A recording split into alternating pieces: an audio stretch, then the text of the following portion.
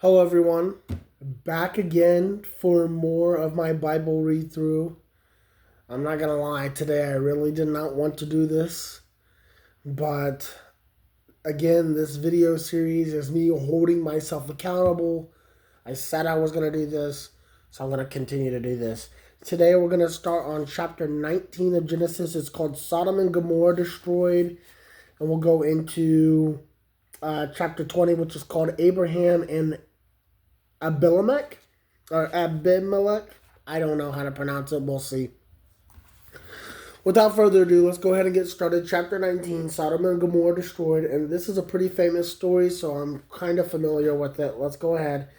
So the two angels arrived at Sodom in the evening, and Lot was sitting in the gateway of the city. When he saw them, he got up to meet them and bowed down with his face to the ground. "My lords," he said, "please turn aside to your servant's house. You can wash your feet and spend the night and then go on your way early in the morning." "No," they answered, "we will spend the night in the square." But he insisted so strongly that they did go with him and enter his house. He prepared a meal for them, baking bread without yeast, and they ate. Before they had gone to bed, all the men from every part of the city of Sodom, both young and old, surrounded the house. They called to Lot, "Where are the men who came with you tonight? Bring them out to us so that we can have sex with them." Lot went outside to meet them and shut the door behind him and said, "No, my friends, don't do this wicked thing. Look, I have two daughters who have never slept with a man. Let me bring them out to you, and you can do what you like with them. But don't do anything to these men, for they have come under the protection of my roof." Wow. Wow. Wow. So, Lot's answer to men coming to assault other men is, "No, assault my daughters. Take my daughters." That's that's insane. let's let's continue. "Get out of our way," they replied. "This fellow came here as a foreigner, and now he wants to play the judge. We'll treat you worse than them." They kept bringing pressure on Lot and moved forward to break down the door. But the men inside reached out and pulled Lot back into the house and shut the door. Then they struck the men who were at the door of the house, young and old, with blindness so they could not find the door.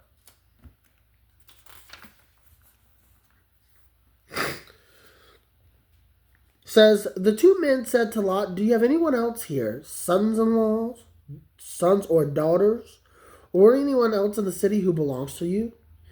Get them out of here, because we are going to destroy this place. The outcry to the Lord against its people is so great that he has sent us to destroy it." So Lot went out and spoke with his sons-in-laws who were pledged to marry his daughters. He said, "Hurry and get out of this place, because the Lord is about to destroy the city." But his sons-in-laws thought he was joking. With the coming of the dawn, the angels urged Lot, saying, "Hurry, take your wife and your two daughters who are here, or you will be swept away when the city is punished." When he hesitated, the men grasped his hand and hands of his wife and of his two daughters and led them safely out of the city, for the Lord was merciful to them. As soon as they had brought them out, one of them said, "Flee for your lives, don't look back, and don't stop anywhere in the plain. Flee to the mountains, or you will be swept away." But Lot said to them, "No, my lords, please, your servant has found favor in your eyes, and you have shown great kindness to me in sparing my life. But I can't flee to the mountains. This disaster will overtake me, and I'll die. Look, here is a town near enough to run to, and it is small. Let me flee to it. It is very small, isn't it? Then my life will be spared." He said to him, "Very well, I will grant this request too. I will not overthrow the town you speak of, but flee there quickly, because I cannot do anything until you reach it." That is why the town is called Zoar. By the time Lot reached Zoar, the sun had risen over the land. Then the Lord rained down burning sulfur on Sodom and Gomorrah from the Lord out of heaven. Thus he overthrew the cities um, and the entire plain, destroying all those who living in the city, and also the vegetation on the land. But Lot's wife looked back, and she became a pillar of salt. So I've heard that before. She looked back. She was essentially cursed for looking back because she was told explicitly not to. Early the next morning, Abraham got up and returned to the place where he had stood before the Lord. He looked down toward Sodom and Gomorrah, toward the land of the plain, and he saw the dense smoke rising from the land, the smoke from the furnace, like smoke from a furnace. So when God destroyed the cities of the plain, he had remembered Abraham and brought Lot out of the catastrophe that overthrew the cities where Lot had lived. So I'm going to stop right there. I'm going to stop right there for just a moment. Okay? Isn't it awfully convenient that God doesn't do anything like this anymore? Like, I would argue places like San Francisco is disgusting, demented, and most of the people there are, honestly, if you're living there, you're part of the problem, to be honest. Let's just be honest here. You're feeding into the problem in San Francisco. So why not rain down sulfur on them? Sulfur and fire on them. Oh, he can't. Oh, okay. So he can when nobody sees it. Nobody can have evidence of anything like that, but he can't today. I see. That makes sense. So, okay. Lot and his daughters, that's the next section here. Lot and his two daughters left Zoar and settled in the mountains, for he was afraid to stay in Zoar. He and his two daughters lived in a cave. One day the older daughter said to the younger, "Oh, father is old, and there's no man around here to give us children, as it is custom all over the earth. Let's get our father to drink wine, then sleep with him and preserve our family line through our father." That night they got their father to drink wine, and the older daughter went in and slept with him. He was not aware of it when she lay down or when she got up. The next day the older daughter said to the younger, "Last night I slept with my father. Let's get him to drink wine again tonight, and you go in and sleep with him, so we can preserve our family through our father." So they got their father to drink wine that night also, and the younger daughter went in to sleep with him. Again, he was not aware when she lay down or when she got up. Both of Lot's daughters became pregnant by their father. The older daughter had a son. She named him Moab, and he is the father of the Moabites of today. The younger daughter had a son, and she named him Ben-Ami, and he is the father of the Ammonites of today. So I'm not entirely sure what the point of that was. I assume those two tribes are going to become very important later, but so far that seems to be a pretty gross story. No, pretty gross story. I don't like that one. So moving into chapter 20, it's called Abraham and Abimelech. So now Abraham moved on from there into the region of Negev and lived between Kadesh and Shur. For a while he stayed in Gerar, and there Abraham said to his wife, said of his wife, "She is my sister." Then Abimelech. Goodness sake, I feel terrible. I feel illiterate. So king of Gerar sent for Sarah and took her. But God came to Abimelech in a dream one night and said to him, "You are as good as dead because of the woman you have taken. She is a married woman."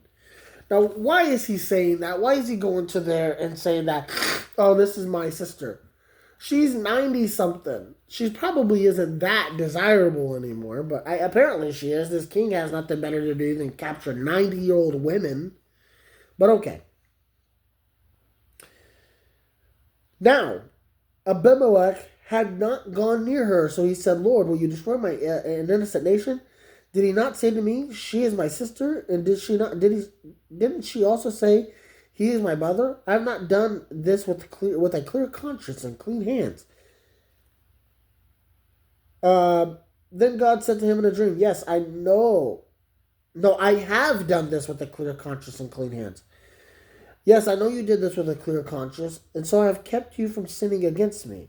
That is why I did not let you touch her. Now return the man's wife, for he is a prophet, and I will pray, and he will pray for you, and you will live. But if you do not return her, you may be sure that you and all who belong to you will die. Early next morning, Abimelech summoned all his officials, and when he told them all what happened, they were very much afraid. Then Abimelech called Abraham in and said, "What have you done to us? How have I wronged you that you have brought such great guilt upon me and my kingdom? You have done things to me that should never be done." And Abimelech asked Abraham, what was the reason for you doing this? Abraham said, "I said to myself, there's surely no fear of God in this place, and they will kill me because of my wife, because she really is my sister, the daughter of my father, though not of my mother, and she became my wife. Uh, and when God had me wander from my father's household, I said to her, 'This is how you can show your love to me. Everywhere I go, say of me, he is my brother.' Then Abimelech brought some sheep and cattle and male and female slaves and gave them to Abraham, and he returned Sarah his wife to him. And Abimelech said, 'My land is before you. Live wherever you like.' To Sarah he said, 'I'm giving your brother 1,000 shekels of silver. This is to cover the offense against you before all who are with you. You are completely vindicated.' Then Abraham prayed to God, and God healed Abimelech, his wife, and his female slaves so that they could have children again. For the Lord had kept all the women in Abimelech's household from conceiving because Abraham's wife Sarah. So, yeah. So here comes another example of God punishing somebody, and I guess he lifted the punishment, but punishing someone not because of what they did, but because of what a prophet did. So God takes from other people, gives to his prophets, and then punishes those because they retaliate. So I don't know. I'm gonna say this: I believe in God. I have a love and admiration for God in a way that most people just don't get. I look at everything. I don't like see walls around me. I see collections of atoms, and that was so humbly designed by our majestic God. Only a God could create everything that we see around us. And I know a lot of atheists are just like, "Oh, it just happened. Well, Big Bang." And I'm like, "Well, okay." And we can all agree on that or not agree on that. But I believe that the person who did the banging was God. I think that's where we differentiate. You say it just happened out of nowhere. I say that it would happen with intent. But I'm kind of getting off track. I don't like this. Okay, the Old Testament. I don't like it. I don't like it. I don't like the way that God is represented here. And I guess that if this is the truth, this God is callous. He's inconsistent. He's um, plays favorites, right? Definitely plays favoritism. So there's some hypocrisy involved here, right? So I don't know. I'm gonna continue on tomorrow. That was chapters. What was that again? Sorry, that was chapters 19 and 20. So I'm gonna call it a video here. I hope you all have a blessed day. I'll be back tomorrow with another video.